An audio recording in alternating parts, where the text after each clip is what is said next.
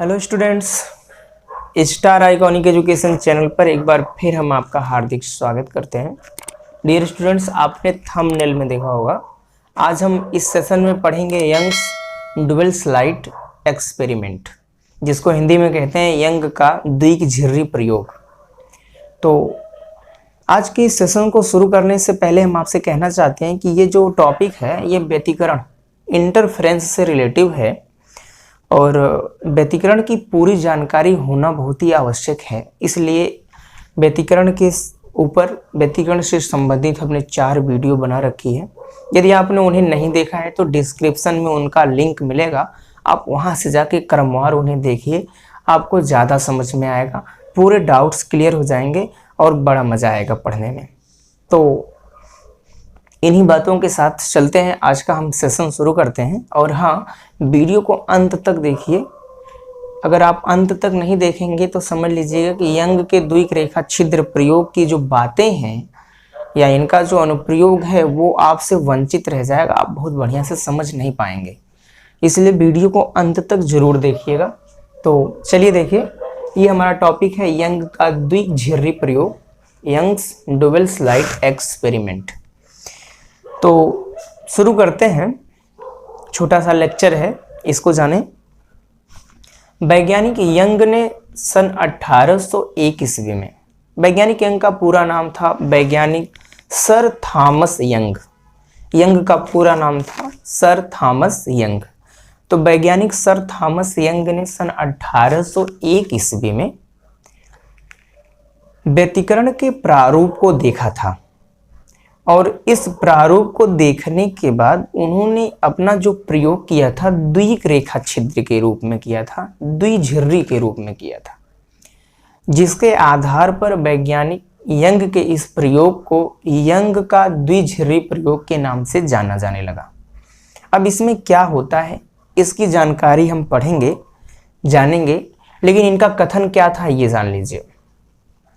अभी हमने आपसे बताया कि ये जो टॉपिक है ये व्यतिकरण से संबंधित है, इंटरफेरेंस से संबंधित है। तो व्यतिकरण होता क्या है, यदि आपको पता नहीं है या फिर पता है आप भूल रहे हैं तो हम चलिए रिपीट ही कर देते हैं, याद हो फिर भी। व्यतिकरण है क्या? दरअसल व्यतिकरण में बताया गया है कि जब किसी माध्यम में किसी क्षण समान आवृत्ति और कला संबद्ध की प्रकाश तरंगे किसी एक ही दिशा में चलकर अध्यारोपित होती हैं तो माध्यम के कुछ बिंदुओं पर प्रकाश की तीव्रता अधिकतम प्राप्त होती है और कुछ बिंदुओं पर प्रकाश की तीव्रता न्यूनतम प्राप्त होती है। अतः प्रकाश के मार्ग में, प्रकाश के संचरण में होने वाली इसी घटना को व्यतिकरण का नाम दिया गया है। किसको? एक बार फिर से बता रहे हैं, जब किसी माध्यम में किसी क्षण समान आवृत्ति और कला संबद्ध प्रकाश तरंगे किसी एक ही दिशा में संचरित होकर अध्यारोपित होती हैं तो माध्यम में या माध्यम के अंदर कुछ बिंदुओं पर जो प्रकाश की तरंगों की तीव्रता होती है, परिणामी तीव्रता, कुछ बिंदुओं पर अधिकतम होती है और कुछ बिंदुओं पर न्यूनतम होती है। अतः प्रकाश के संचरण में ये जो घटना प्राप्त होती है, इसी घटना को हम व्यतिकरण का नाम देते हैं या इसी घटना को व्यतिकरण के नाम से जाना जाता है। तो इसी घटना को वैज्ञानिक यंग ने, सर थॉमस यंग ने 1801 ईस्वी में देखा था एक अनुप्रयोग के द्वारा। अब उन्होंने क्या बताया था, ध्यान दीजिए। वैज्ञानिक यंग के अनुसार क्या बताया गया? वैज्ञानिक यंग ने बताया, जब किसी माध्यम में समान आवृत्ति और कला संबद्ध की 2 या 2 से अधिक प्रकाश तरंगे एक ही दिशा में चलकर अध्यारोपित होती हैं तो माध्यम के कुछ बिंदुओं पर चमकीली पट्टियां तथा कुछ बिंदुओं पर काली पट्टियां पाई जाती हैं। यंग ने क्या बताया? यंग ने बताया कि जब किसी माध्यम में समान आवृत्ति और कला संबद्ध की 2 या 2 से अधिक तरंगे एक ही दिशा में चलकर अध्यारोपित होती हैं तो माध्यम के कुछ बिंदुओं पर चमकीली पट्टियां और कुछ बिंदुओं पर काली पट्टियां प्राप्त होती हैं।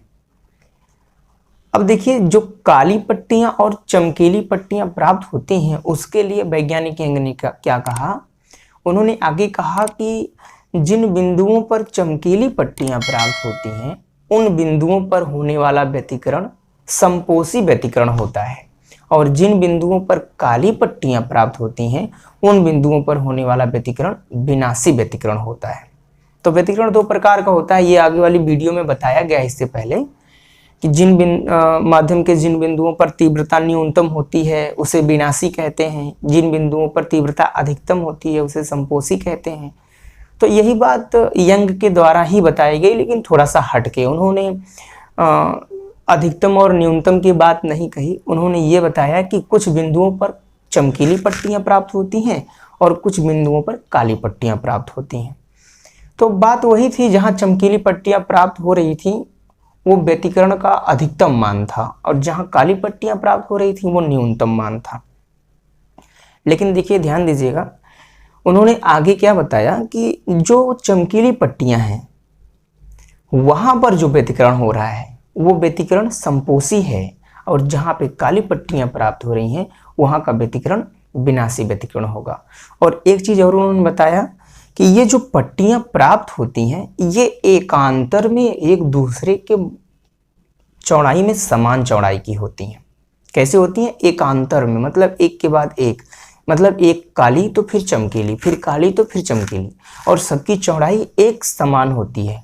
इन पट्टियों को वैज्ञानिक यंग के द्वारा क्या नाम दिया गया? फ्रिंज का नाम दिया गया। वैज्ञानिक यंग ने इन व्यतिकरण में होने वाली जो पट्टियां प्राप्त हो रही थी उन पट्टियों को क्या नाम दिया? फ्रिंज नाम दिया। तो आई होप इतनी बात वैज्ञानिक यंग के द्वारा बताई गई थी, जो हमने बताया वो आपको समझ में आई होगी। और कुछ डाउट्स है तो आपके सामने हम पूरी डिफिनेशन लिख देते हैं, ध्यान दीजिए उसको आप। तो चलिए देखिए, यंग के द्वारा दिए गए कथन को हमने आपके सामने लिख दिया है। अब जब ये सामने रहेगा तो आपको ज़्यादा समझ में आएगा। एक बार हम इसको दोहरा देते हैं।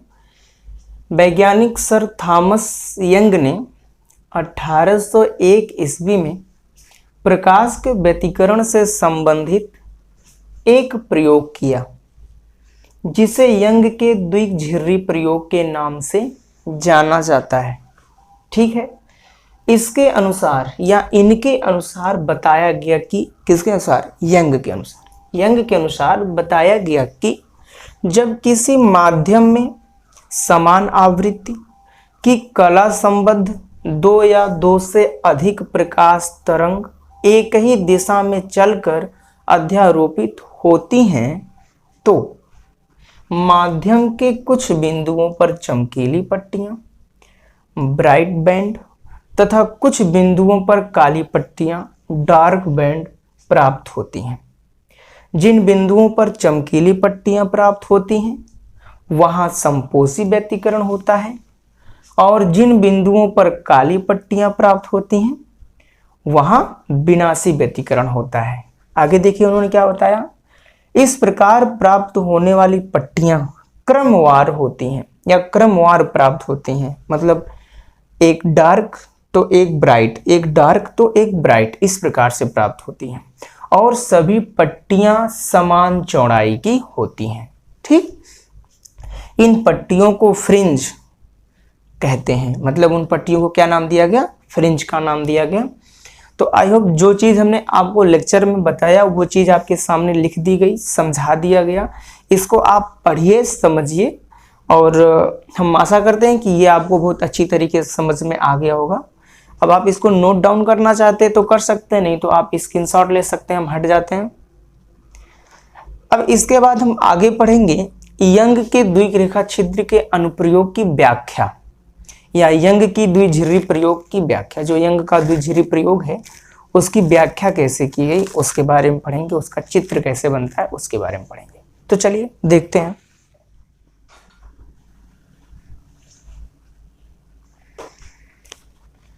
तो चलिए यंग के द्विघिर्री प्रयोग की व्याख्या देखते हैं। वैज्ञानिक यंग ने अपने प्रयोग में 3 पर्दों का प्रयोग किया है। जो उन्होंने एक्सपेरिमेंट किया था उसमें 3 पर्दे लिए थे। अब उन तीनों पर्दों को कहीं कहीं PQR, कहीं कहीं MN, LMN, इस प्रकार से मतलब कोई 3 नाम आप दे सकते हैं, उन्होंने रखा था। अब देखिए हम आपको आपके सामने दिखाते हैं किस प्रकार से उसका चित्र बनाया गया था। वैज्ञानिक यंग ने अपने प्रयोग में 3 पर्दे लिए।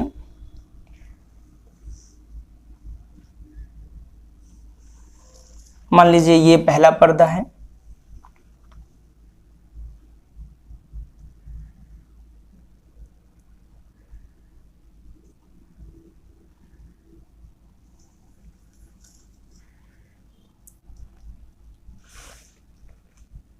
इसको उन्होंने P कहा, जिसमें एक रेखा छिद्र बनाया गया जिसका नाम दिया गया S। झिर्री बनाई गई, रेखा छिद्र या झिर्री। अब आपको थोड़ा सा बता दें झिर्री बनती कैसे है। झिर्री मतलब जैसे अगर आपके पास कोई ऐसी वस्तु हो जो पूर्ण रूप से पालिश करके अपारदर्शी बना दी गई हो। जैसे मान लीजिए एक कांच की प्लेट है, पारदर्शी प्लेट है, उस कांच की पारदर्शी प्लेट के किसी एक तरफ एक अपारदर्शी पदार्थ की कलई कर दीजिए, पूर्ण रूप से एक तरफ कलई कर दीजिए। जब वो सूख जाए तो वो एक अपारदर्शक के रूप में व्यवहार करने लगेगा, मतलब अब प्रकाश किरण आर पार नहीं जा सकती है और आप इस कांच की प्लेट के द्वारा अब इस पार से उस पार नहीं देख सकते हैं। कहने का मतलब ये हुआ कि ये जो कांच की प्लेट है पहले ये पारदर्शी थी, लेकिन जब इसके ऊपर लेप लगा दिया गया तब ये अपारदर्शी हो गई। अब आपको झिर्री बनाना है। देखिए कैसे बनाएंगे। झिर्री बनाने के लिए किसी तीक्ष्ण नुकीलीदार वस्तु को लेकर इसके ऊपर आप ऐसे लाइन खींच दीजिए। जब तीक्ष्ण नुकीली वस्तु से इस पर लाइन खींचेंगे तो वो नुकीली वस्तु जब खींच के इस पर चलेगी तो जहां से होकर गुजरेगी वहां की पालिश को वो हटाते हुए जाएगी, और जब पालिश को हटाएगी तो एक पारदर्शी रेखा बन जाएगी। इस प्रकार बनी हुई पारदर्शी रेखा को ही क्या कहा जाता है, झिर्री कहा जाता है। आई होप आपको झिर्री समझ में आ गई होगी। अगर आपको झिर्री बनाना है तो आप कैसे बना सकते हैं। एक कांच की पारदर्शी प्लेट होगी, उसके एक तरफ आप क्या करेंगे, अपारदर्शी वस्तु, अपारदर्शी पदार्थ या किसी पेंट की कलई कर देंगे, लेप लगा देंगे। अब जब वो सूख जाता है तो कुछ देर बाद आप क्या करते हैं, एक नुकीली तीक्ष्ण मुख वाली एक वस्तु होगी, उससे आप इसके ऊपर एक लाइन खींचेंगे, दबा के लाइन खींचेंगे। जब आप उससे लाइन खींचेंगे तो आप देखेंगे कि जहां से होकर वो नुकीली वस्तु जाएगी वहां का पालिश वो खींचते हुए जाएगी और वो एक आपको रेखा दिखाई देने लगेगी, चमकीली रेखा, जिससे आर पार प्रकाश अब आने जाने लगेगा। अर्थात क्या दिखा आपको, एक आपको बहुत ही पतली लाइन दिखेगी जो पारदर्शी हो जाएगी। अर्थात इसी को हम क्या कहते हैं, झिर्री कहते हैं। तो आप झिर्री बनाना जान गए हैं। इसी प्रकार से क्या है ना, उन्होंने एक अपारदर्शी पर्दा लिया जिसका नाम उन्होंने दिया P। इस अपारदर्शी पर्दे पर एक झिर्री बनाई जिसका नाम दिया उन्होंने S। अब इससे कुछ दूरी पर, अल्प दूरी पर एक और पर्दा उन्होंने लिया, एक और पर्दा लिया उन्होंने। मान लीजिए यहां पर है वो पर्दा। अब उस पर्दे में उन्होंने 2 छिद्र किए।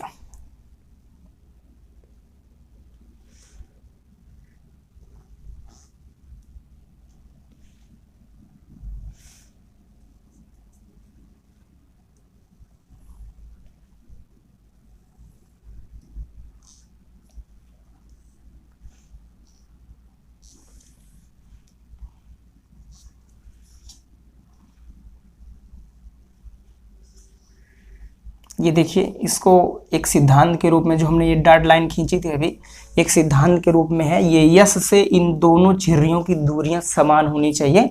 इसको हम कहते हैं S1 और इसको कहते हैं S2। ये दूसरा पर्दा है Q, जो कुछ ही दूरी पर होता है, अल्प दूरी पर होता है, जिसमें 2 झिर्रियां होती हैं। अब आगे देखिए, यहां से एक हम अक्ष खींच सकते हैं। ये अक्ष ये दोनों के बीचों बीच से होकर जाता है इस प्रकार से, और आगे कुछ दूरी पर, आगे कुछ दूरी पर एक और पर्दा डाला उन्होंने, या एक और पर्दा लगाया जिसे नाम दिया उन्होंने, एक पर्दा है, ये प्रतिबिंब बनने के लिए कार्य करता है, मतलब इस पर प्रतिबिंब बनता है। कहने का मतलब वैज्ञानिक यंग ने अपने प्रयोग में जिन पट्टियों को देखा था उन पट्टियों को इसी पर वो बनाएंगे, इसी पर उसकी छाया दिखाएंगे। ये तीसरा पर्दा है जिसको नाम दिया गया आर। ठीक, आई होप आपको ये समझ में आ गया। व्याख्या आपको बताई जा रही है। वैज्ञानिक यंग के द्वारा किए गए अनुप्रयोग की व्याख्या, वैज्ञानिक यंग ने 3 पर्दे लिए, जिसमें पहला पर्दा पी, एक अपारदर्शी पर्दा जिसमें एक रेखा छिद्र यस बनाया गया। अब रेखा छिद्र कैसे बनता है आपको बताया हमने। उससे कुछ दूरी पर, अल्प दूरी पर एक और पर्दा लिया गया ऊर्ध्वाधर, दोनों एक दूसरे के समांतर है, ऊर्ध्वाधर है। इसमें एक रेखा छिद्र S1 और दूसरा रेखा छिद्र S2 रखा गया।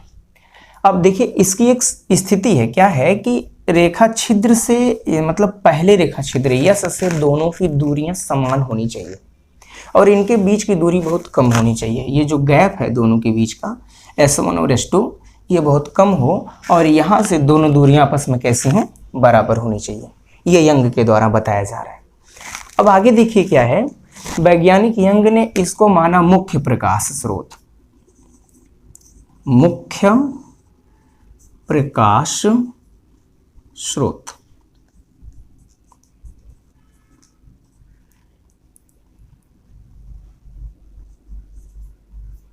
मुख्य प्रकाश स्रोत किसको? रेखा छिद्र यस को।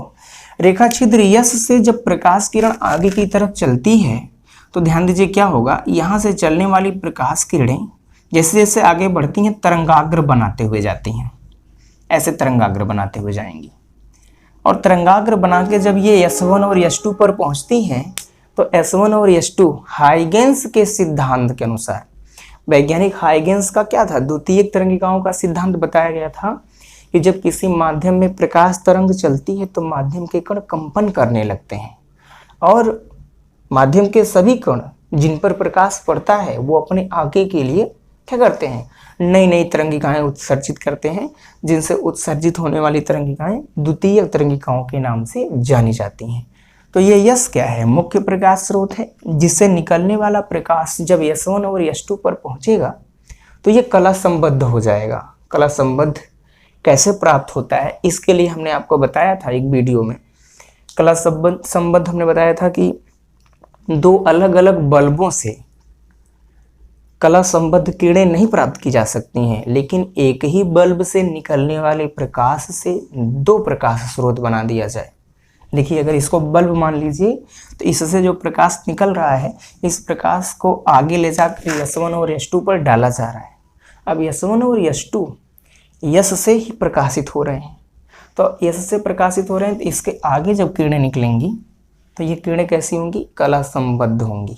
तो आई होप आपको कला संबद्ध की स्थिति यहाँ समझ में आ रही होगी। हमने आपसे बताया था कि इसका उपयोग आपको मिलेगा, इसकी विशेष उपयोगिता है। अब देखिए इसमें चित्र कैसे बनता है उसको हम आपको बनाने का तरीका बता रहे हैं। देखिए हमारे पास तो इतना बड़ा डिवाइडर नहीं है, कंपास नहीं है जिसको हम प्रकार कहते हैं, आपके पास है, लेकिन तरीका क्या है बनाने का। देखिए क्या करेंगे हम एक छोटी सी टेक्निक यूज करते हैं। देखिए ये मार्कर है, मार्कर में हमने धागा बांधा है, इसको प्रकार के रूप में यूज करेंगे। क्या है कि ये जो आपके दोनों रेखा छिद्र हैं S1 और S2, इनके बीचों बीच आप प्रकार को रखकर पेंसिल वाले हिस्से से एक वृत्त बनाएंगे। ऐसे एक वृत्त ये बन गया। जितनी त्रिज्या आपने यहाँ पर बनाई उतनी ही त्रिज्या से यहाँ पर भी वृत्त बनाएंगे आप। ये वृत्त बन गया। अब देखिए त्रिज्या हटनी नहीं चाहिए, याद रखिए कि जितनी त्रिज्या का आपने यहाँ बनाया उतनी ही त्रिज्या का यहाँ बनाएंगे। अब इसको देखिए कंटिन्यूअस लाइन कहते हैं। कंटिन्यूअस लाइन मतलब पूर्ण रूप से ये चल रही है, इसको कंटिन्यूअस सर्कल के नाम से भी जाना जाता है। आगे देखिए क्या है, अब आप त्रिज्या बढ़ा दीजिए। त्रिज्या बढ़ाएंगे और बढ़ाने के बाद यहाँ से आप क्या करना है, फिर आपको चाप लगाना है। अब की बार आपको डॉटेड चाप लगाना है इस तरीके से, ऐसे। ये डॉटेड चाप लग गया। अब दोबारा भी आपको इसको हटाना नहीं है, सेम उसी त्रिज्या में आपको बनाना है। अब एक चीज़ आप ध्यान रखें कि जब आप इसको बनाएं तो ये जो कटने वाली लाइन है यहाँ पे, ये एकदम अक्ष पर कटनी चाहिए। जब तक अक्ष पर नहीं कटेगी तब तक आपको सही चित्र नहीं मिलेगा। याद रखिएगा, ये जो कट रही है लाइन एकदम अक्ष पर ही कटनी चाहिए। अब देखिए, आप इसको और बढ़ाइए, त्रिज्या बड़ी करिए, और त्रिज्या बड़ी करने के बाद अब की बार आप कंटिन्यूअस लाइन चलाइए। अब एक चीज़ याद रखिए, इन दोनों के बीच की जो दूरी है हर जगह लगभग बराबर हो। ये देखिए कंटिन्यूअस लाइन चला रहे हैं, कंटिन्यूअस हो। अब उसी त्रिज्या की यहां से भी कंटिन्यूअस लाइन चलाई जाएगी, यहां से।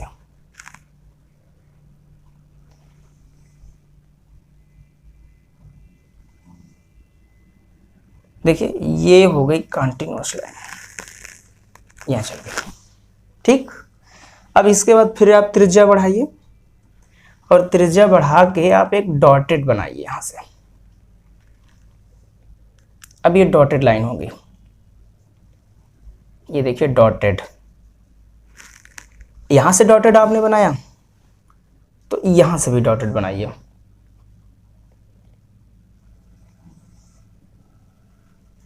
ये डॉटेड।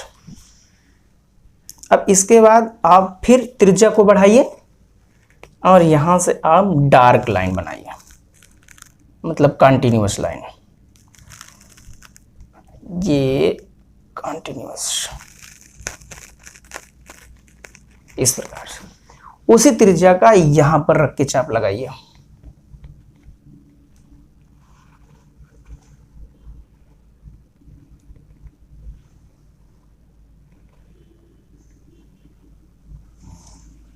ऐसे।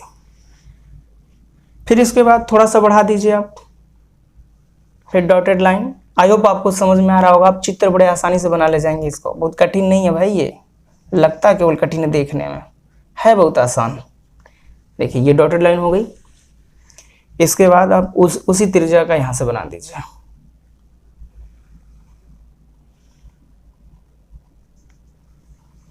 ये बन गया, देखो। इस प्रकार से जब आप बना लेंगे तो ये जो बीच में है आपका, अब इतना ही रहने देते हैं। अब उम्मीद है कि आप चित्र बना ले जाएंगे अच्छी तरीके से। ये जो मिल रहा है आपको, यहां पर आप वृत्त बनाएंगे। ये यहां पे ये वृत्त बन गया। ये दर्शाता है किसको? जहां पर तीव्रता अधिकतम होती है, मतलब चमकीले बिंदुओं को दर्शा रहा है ये। इसके बाद देखिए, इसके बगल में ये मिलेगा आपको, ये डार्क पॉइंट। इसके बाद ये डार्क पॉइंट।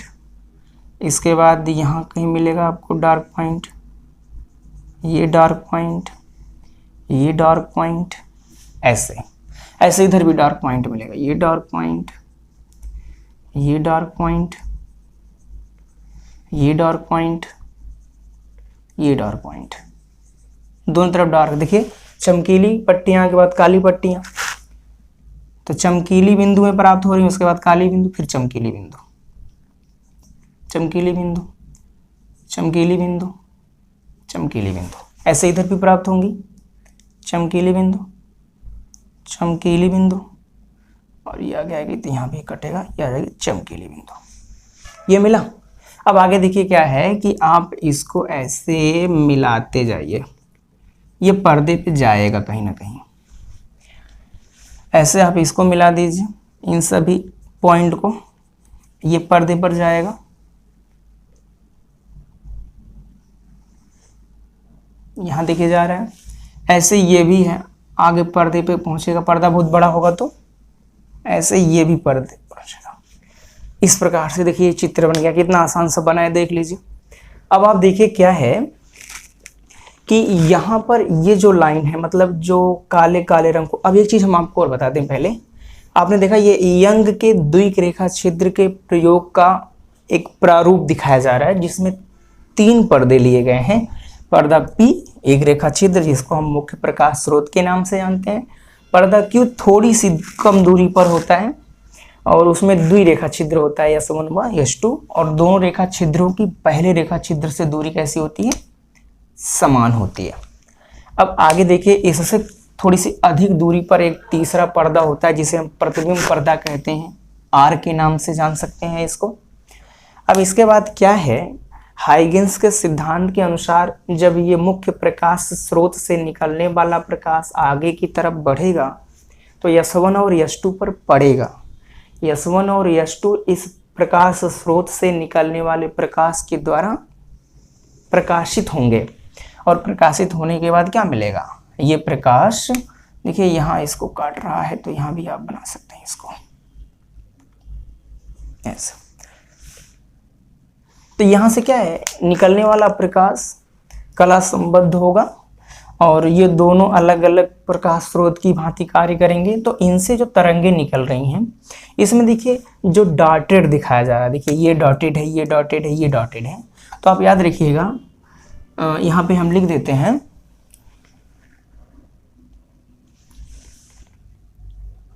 जो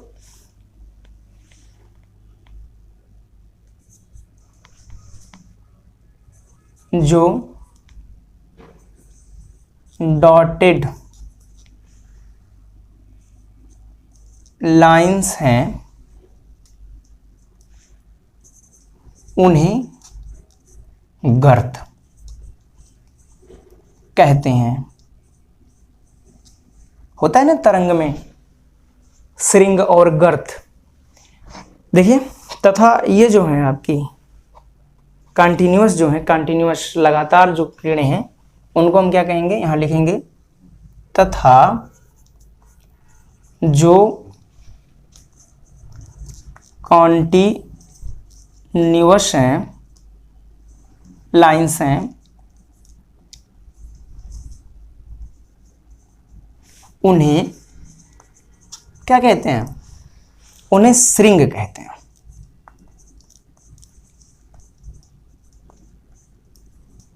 शायद आपको पता होगा कि तरंगों में जब कोई तरंग संचरित होती है इस प्रकार से ऐसे ऐसे, तो ये जो होता है ये गर्त होता है, ये जो होता है इसको हम क्या कहते हैं, श्रृंग। ढाल को गर्त कहते हैं, जो उभरा होता है उसको हम श्रृंग कहते हैं। तो यहाँ भी उसी प्रकार से तरंग जो चल रही है, वैज्ञानिक यंग के अनुसार ये दो प्रकार से जो लाइन खींची गई है, डॉट डॉट लाइन, ये जो आपकी डॉट डॉट लाइन खींची गई है, इस डॉट डॉट लाइन को उन्होंने क्या माना है, डॉट डॉट लाइन को उन्होंने गर्त माना है कि ये गर्त को डिनोट कर रहे हैं। और जो डार्क लाइन दिखाई जा रही है, डार्क लाइन, उस डार्क लाइन को क्या उन्होंने माना है, श्रृंग माना है। अब देखिए यहाँ पर ये जो आके लाइन जो यहाँ की जाके मिल रही है, इसको हम ब्राइट बी से डिनोट करते हैं। ये आपका डार्क है, डी से डिनोट करते हैं। इसको भी डार्क है, डी से डिनोट करते हैं। तो ये हो जाएगा आपका, इसको हम कहते हैं डार्क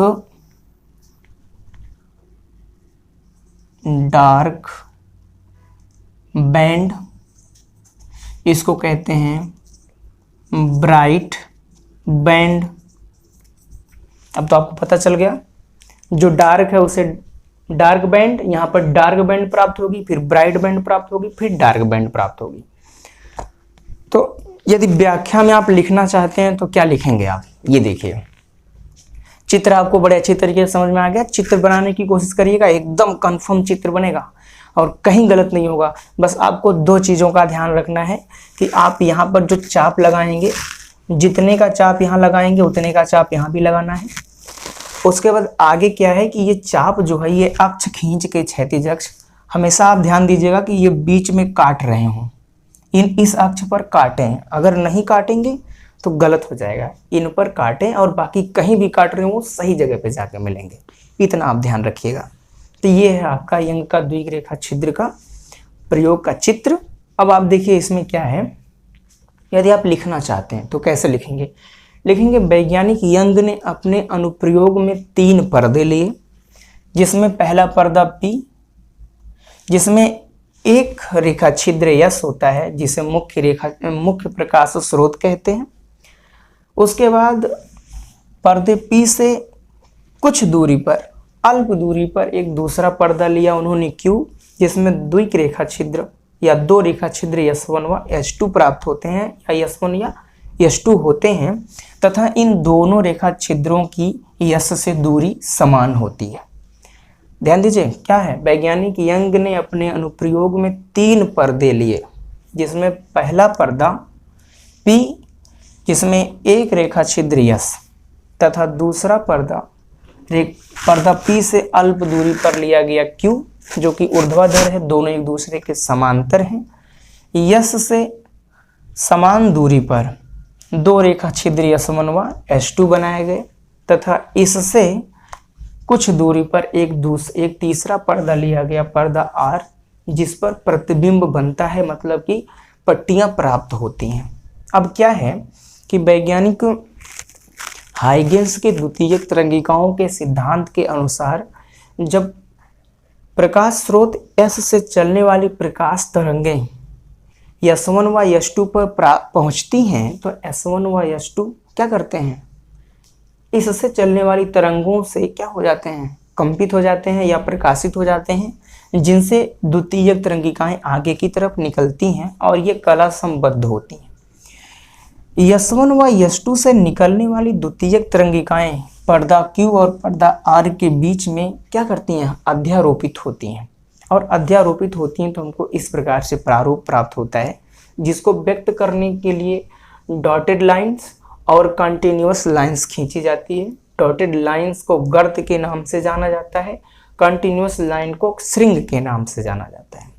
अब एक चीज़ यहाँ है, ध्यान दीजिएगा, जहाँ जहाँ याद रखिए, यहाँ लिख देते हैं, जहाँ जहाँ, इसको हटाते हैं, समझ लें आप, जहाँ जहाँ श्रृंग और श्रृंग या गर्त और गर्त एक दूसरे से मिलते हैं, वहाँ वहाँ संपोषी व्यतिकरण होता है।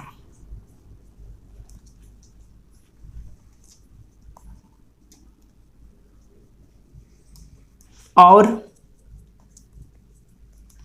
जहाँ जहाँ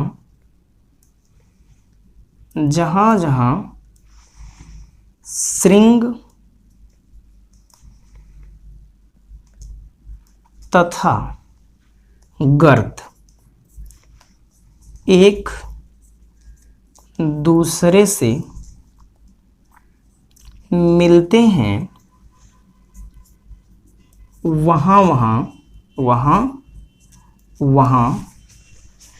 विनाशी व्यतिकरण होता है। अब आप चित्र देखिए, ये जो हमने स्टेटमेंट्स लिखा है, जहाँ जहाँ श्रृंग और श्रृंग, गर्त और गर्त, देखिए ये श्रृंग और श्रृंग काट रहा है, तो ये कैसा पॉइंट है, ये कैसा पॉइंट है, इसको हम क्या कहते हैं, ब्राइट, देखिए चमकीली पट्टी प्राप्त होगी। देखिए ये श्रृंग है, ये गर्त है, ये श्रृंग है, ये गर्त है, ये श्रृंग है, ये गर्त है, ये श्रृंग है, ये गर्त है, देख रहे हैं, श्रृंग गर्त जहाँ काट रहे हैं वहाँ डार्क बैंड प्राप्त होगा। तो डार्क बैंड प्राप्त होगा, उसके लिए वैज्ञानिक यंग ने क्या बताया कि जहाँ पर काली पट्टियाँ प्राप्त होती हैं वहाँ पर विनाशी होता है, और जहाँ पर चमकीली पट्टियाँ प्राप्त होती हैं वहाँ पर संपोष्य होता है। तो ये जो हमने स्टेटमेंट्स लिखा, इसको याद रखिएगा।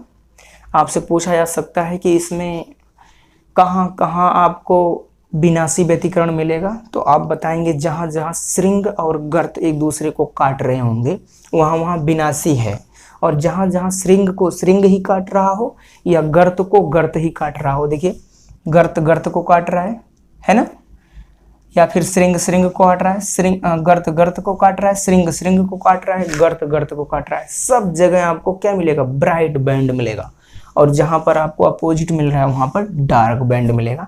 आई होप आपको यंग का द्विक रेखा छिद्र प्रयोग समझ में आ गया होगा। तो यदि आप वीडियो को अंत तक देख रहे हैं और अंत तक बने हैं तो वीडियो को अंत तक देखने के लिए बहुत बहुत धन्यवाद।